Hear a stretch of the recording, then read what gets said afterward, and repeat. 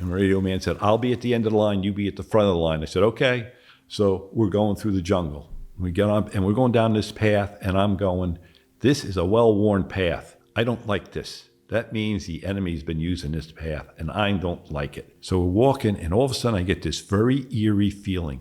It's hard to explain. It's this eerie feeling something's wrong. Well, I'm in the officers club. Lieutenant comes over and says, the major will meet with you now. So I walk over to the major's office. I walk in, I introduce myself.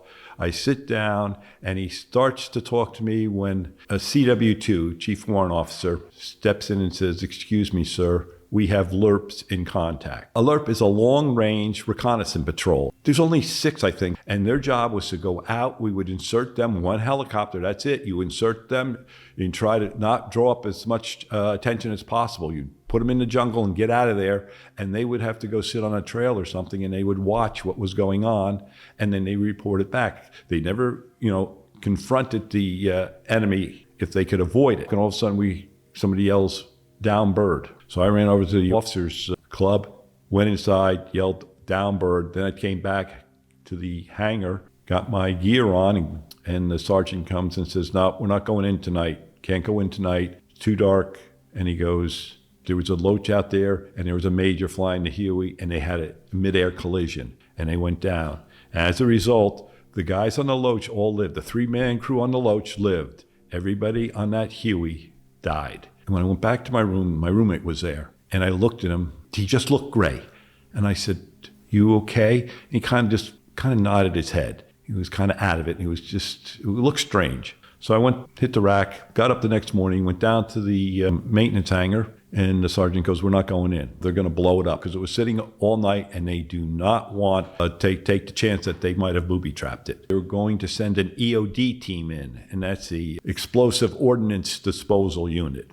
So we're sitting there, and the guy comes running in and goes, down bird. And I remember going, Jesus, how often does this happen? And he goes, well, not that often. Well, the first month that I was there was the worst they ever had. There was 9 people killed, and I was slinging out every one of those aircraft. I get my helmet on, get my rifle, run out, we get on the aircraft, and they take us out and they land us again. We're lucky, we land all in the same field. And then we marched over to another field, and there's the helicopter, it's a Loach, sitting on the ground perfect. Somebody had shut it down. And they said the pilot had shot a Viet Cong, and they said he had a satchel. So they landed, and another Viet Cong stepped out of the hedgerow and shot the pilot right in the head. And that was it, and somebody else shut down the aircraft. And then I found out the person that was shot in the head was my roommate. We get that aircraft slung out. We go back into the other field, wait for the Hueys to come in, get on board, and they take off, and then they land in a second field. And just normal reaction. We land in the field, and we get out, start going. I go, wait a minute, we're not supposed to get off here. Oh, crap, this is for the EOD team. I turn around and start chasing the Huey down the field. If anybody saw me, they probably thought, what's wrong with that guy? So anyhow, I go up to the lieutenant in charge of the ground pounders, in charge of the infantry, and I go, we got off the wrong stop. And he goes, okay. He goes, put your men at the end of the line. We have to go into the jungle. And I said, okay. So I went to tell my guys to line up. My radio man already had them lined up. So we're going through the jungle. We get on, and we're going down this path, and I'm going, this is a well-worn path. I don't like this. That means the enemy's been using this path, and I don't like it. So we're walking, and all of a sudden I get this very eerie feeling. It's hard to explain. It's this eerie feeling something's wrong. We continue on, and we get to the crash site, and the Huey was burned up, and you could smell burnt flesh, and it was sickening. And there was 4 bodies there. And in about 50 yards in front of the Huey was a Loach sitting there. So the EOD team went up to the Loach, and they're setting their charges.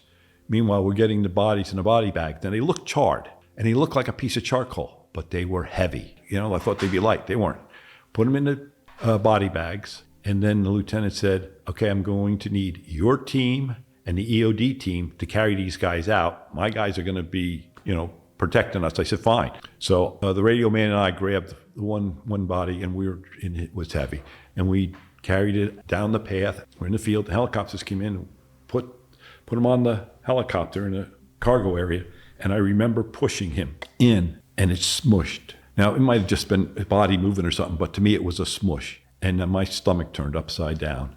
I said, oh, that was just something that I'll never forget. And then the lieutenant for the infantry came and said, one of the helicopters had a maintenance problem and can't come in. We're going to leave you here. My team and I are left in that field, and you watch them take off, and he goes, there's a Cobra overhead. That makes me feel really good. And there's a loach flying around overhead. And I said, okay, that makes us feel good. We're in the middle of the field. And to all you infantrymen out there, yes, I didn't know what I was doing. We all were standing right like a bunch of guys waiting to get on a bus at the bus stop. We didn't spread out. We didn't set up a perimeter. We just stood there. So I apologize for not knowing any better. We're standing there. I was never, ever so hot in my life, ever. And all of a sudden, there's an explosion in the jungle. And we all get down. Of course, we don't spread out. Sorry, guys. We just get down. And that was the charges that the EOD team had set. And they had set them for 45 minutes. So I'm going, we've been here for over 45 minutes. And then we continue to wait for the helicopter, staying there. Finally, the Huey comes in and we get on the Huey.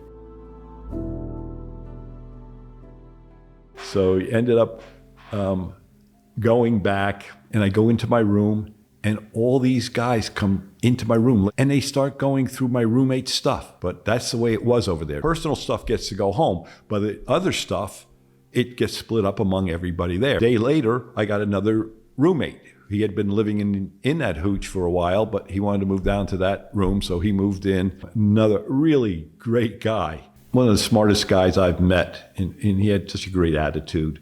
A couple days later, I'm in the maintenance hangar, and the sergeant says to me, hey, why don't you come have a beer with us tonight? Come on over to my hooch tonight. You know, and hooch. He had a bunker on the side. He lived in a bunker all sandbagged up. And he said, come on and, have a couple beers with us. And I said, I don't see people at night. I said, I see people at night and they die. I don't see people. He goes, no, it's just going to be me. It's going to be my assistant there. He says, just the three of us. We're going to sit there and have a beer. Later that night, I did go. I said, what the heck? I'll go have a beer with him. So went to go have a beer with him. I walk in. I ask, where's the captain? I don't see him. He said, the captain is a short timer. You won't see him anymore. They hide in bunkers. They hide because they don't want to die their last week in country. So there's a pilot sitting there. He's a Loach, a scout pilot. And so the sergeant goes, this is so-and-so. He always stops in and has a beer with us every once in a while. And the guy already was sitting there with a beer in his hand. And the sergeant gives me a beer. And I'm half listening to this guy, the pilot. And he's got his beer going like this. And he's saying some kind of ditty. And he's just entertaining himself saying this ditty. And then when he gets all done, he goes, and here's to the next to die. And he puts it out toward me. And I just remember that, here's to the next to die. And then he looks at me and I'm just dumbfounded. I didn't know what to say. I didn't want any part of that. And he goes, what's the matter, new guy? Afraid to drink to it? Well, yeah, we got to drink to it. I clicked it. I said, okay. And drank the beer. I finished the beer and I said, yeah, I got to go. Goodbye. And I left. So the next day I'm in the hangar. I'm sitting there, but I'm doing something at my desk. And call comes in. Down bird, down bird. Radio man comes running over, looks at me, and I go, nope. The sergeant comes over and goes, you got to get going. You got to go out there. I said, we know who it is. And we know he's dead. I'm not going. I'm done. Nope. And he goes, no, you don't know it's him. I said, yes, I do. It's him. And he goes, well, you still have to go take the team in there. I said, okay. And he goes, and besides, we can't land. You have to rappel in there. I said, okay.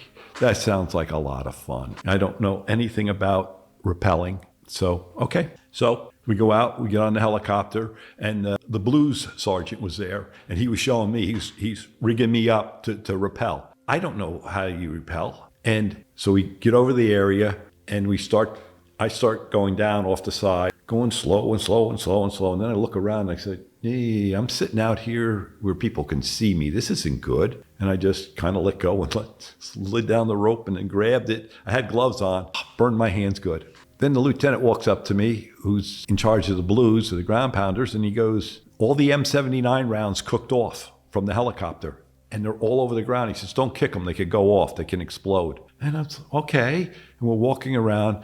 And what had happened was the guy that I was drinking with the night before, he was a pilot and he was dead. And then there was another helicopter there. And I go, what's with this other helicopter? And they go, oh, that was your roommate. But he was hurt, but not seriously, but he was still medevaced out. Months later, I talked to him. And he goes, I hovered down. And he says, I look up and there's this branch swinging back and forth. And he goes, no. And he says, it breaks loose and down it comes, goes through the rotor blade and the helicopter flips all over and does all gyrations. I remember coming back in, walked right back into the hangar and said to the sergeant, I'm done for the day. I'll see you tomorrow. Walked over to my hooch, grabbed my stuff, moved over to another hooch where there was a single room and put my stuff in there. I said, nope, no more do I have roommates. I went to flight school and I had two very good friends. And they got over into Vietnam. When I went to the next school, the officer's maintenance school, they went over to Vietnam. And my one friend had said, put in for the 1st to the 9th, you want to fly at the 1st to the 9th. And the other guy flew for the 1st to the 9th. The one guy never got to the 1st to the 9th until later. He ended up being into 227th, a lift ship company, and he was putting in troops and taking them out. The other guy was a scout for the 1st of the 9th. And when I first arrived into headquarters and was talking to the lieutenant, he kind of gave me a little bit of a quiz. He said, all right, if you have a load and you have this reading on this gauge, what do you do? If it went to 0, what do you do? And I said, you put it on the ground. I said, that's your transmission. That's tied to your transmission oil. And I said, you put it on the ground because your rotors are going to seize up. And he said, well, we had a pilot that had that happen, called it in. He was told to put it on the ground, but he would not put it down. He was hard-headed. And when he said that, I went, I know who that is. And I said, was it this guy? And he goes, yes. And he said, the rotor seized, fell out of the air, and he was killed. Yeah, I wasn't even in that unit for an hour. And I found out that my good friend from flight school had been killed. Not only did he die, but he took the 2 people on his aircraft. So, if you kill yourself, it's one thing. And that was the one thing I was always aware of. I don't want to kill somebody else.